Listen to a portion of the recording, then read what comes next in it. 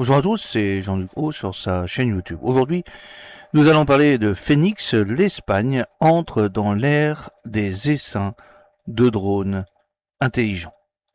Aujourd'hui, nous allons nous intéresser à un programme qui pourrait profondément transformer les opérations militaires du futur, le projet Phoenix, lancé par le ministère espagnol de la Défense.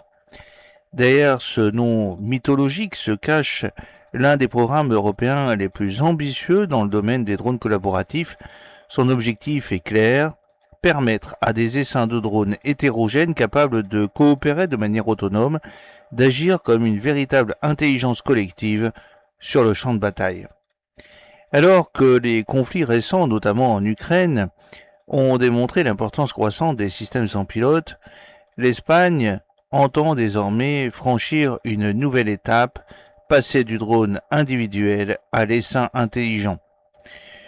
Durant cette vidéo, nous allons découvrir les objectifs du programme, les technologies développées, les acteurs industriels impliqués, les applications militaires envisagées et les conséquences stratégiques de cette évolution pour l'Europe de la défense. C'est une véritable révolution des drones de combat. Depuis une dizaine d'années, les drones ont profondément modifié les opérations militaires. Initialement utilisés pour la surveillance et le renseignement, ils sont progressivement devenus des systèmes offensifs capables de mener des frappes de précision. Mais une nouvelle révolution est en cours. Cette révolution ne concerne plus seulement le drone lui-même, elle concerne sa capacité à coopérer avec d'autres drones. Les états-majors du monde entier travaillent désormais sur le concept d'essaim ou swarm, c'est-à-dire un groupe de drones capables de partager leurs informations, de répartir automatiquement leurs tâches et de produire une mission même lorsque certains appareils sont détruits. L'objectif est simple, remplacer une plateforme unique, coûteuse et vulnérable par une multitude de plateformes moins chères, plus nombreuses et beaucoup plus résilientes. Les États-Unis, la Chine, la Turquie, Israël et la Russie investissent massivement dans cette technologie. L'Europe ne veut pas rester à l'écart. Et c'est précisément dans cette logique que s'inscrit le programme Phoenix. Le programme Coincident. Ah oui, le projet Phoenix est soutenu par le programme Coincident du ministère espagnol de la Défense. Celui-ci vise à financer des innovations technologiques susceptibles de renforcer les capacités opérationnelles des forces armées espagnoles. L'objectif n'est pas seulement de développer une technologie, il s'agit également de renforcer la souveraineté industrielle espagnole dans les domaines stratégiques, l'intelligence artificielle, la robotique militaire, la guerre électronique, les systèmes autonomes, la navigation en environnement contesté. L'Espagne considère désormais ces technologies comme essentielles pour sa sécurité future. Alors quels sont les acteurs du programme? Le projet est dirigé par Alpha Unmanned Systems, spécialiste espagnol des drones à voilure tournante. L'entreprise apporte ses plateformes aériennes déjà éprouvées. À ses côtés figure UAV Navigation Group Propo Oasia, qui est une société reconnue pour ses systèmes de guidage, de navigation et de contrôle destinés aux véhicules autonomes. Le programme bénéficie également du soutien de deux centres de recherche majeurs, l'AICA, lié à l'Université de Séville, le FADA-CATEC, centre avancé de technologie aérospatiale. Cette combinaison entre industrie et recherche vise à accélérer la maturation technologique du système. Que signifie essaim hétérogène? C'est probablement l'aspect le plus intéressant du projet. Traditionnellement, les essaims de drones utilisent des appareils identiques. Phoenix adopte une approche différente. Les drones de l'essaim peuvent être de types différents et disposer de capacités différentes. Par exemple, un drone peut être spécialisé dans la surveillance, un autre dans la communication, un troisième dans la guerre électronique, un quatrième dans la détection NRBC, un cinquième dans l'identification des cibles. Chaque appareil devient un spécialiste. L'essaim agit alors comme une équipe coordonnée où chacun joue son rôle. Cette approche augmente considérablement l'efficacité opérationnelle. L'intelligence collective est donc au cœur de ce système.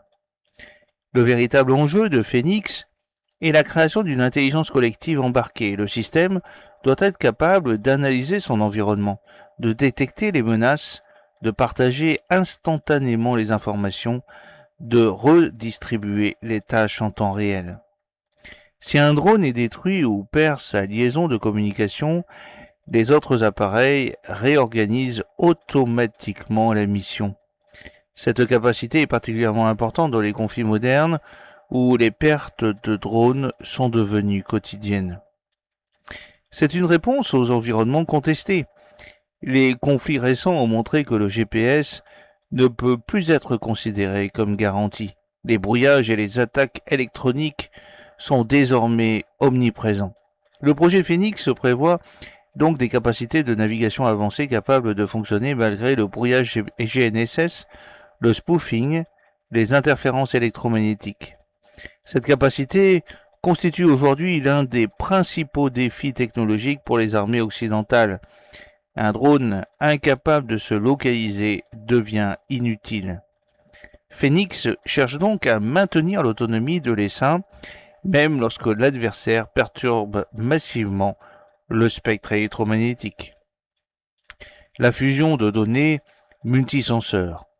C'est une autre innovation majeure, la perception coopérative.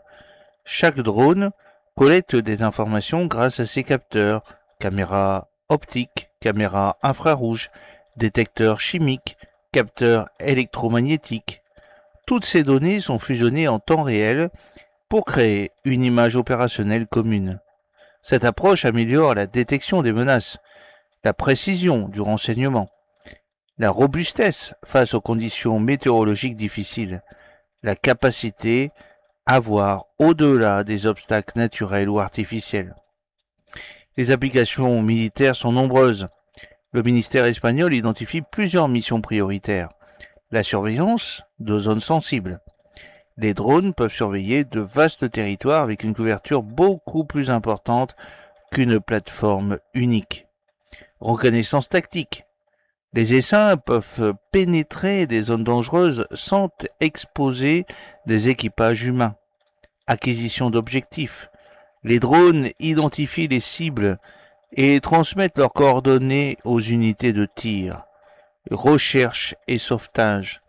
Les essaims peuvent couvrir rapidement une zone très vaste.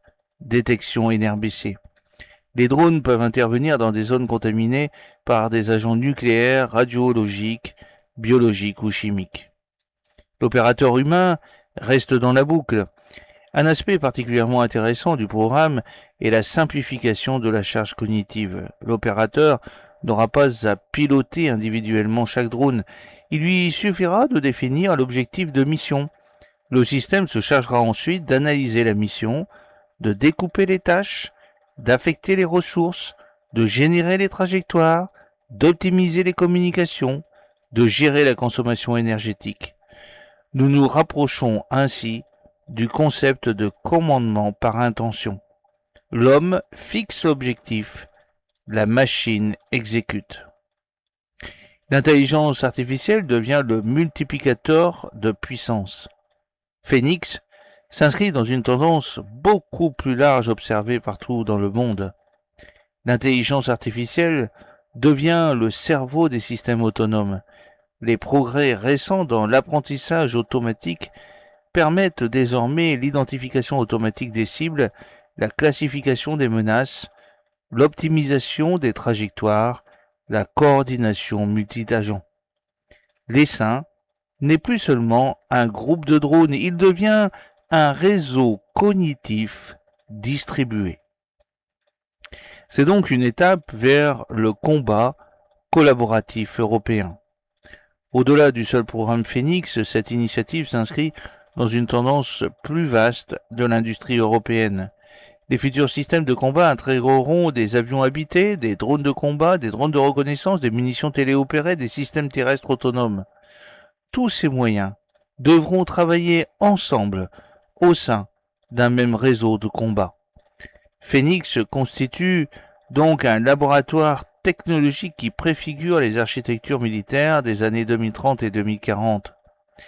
Pour conclure, avec Phoenix, l'Espagne ne développe pas seulement un nouveau drone, elle participe à la construction d'une nouvelle manière de faire la guerre. Une guerre où les plateformes autonomes collaborent, une guerre où l'intelligence artificielle accélère la prise de décision, une guerre où la résilience d'un essaim remplace la vulnérabilité d'un système unique. Le projet n'en est encore qu'à ses phases de développement et de démonstration, mais il illustre parfaitement la direction prise aujourd'hui par les principales puissances militaires.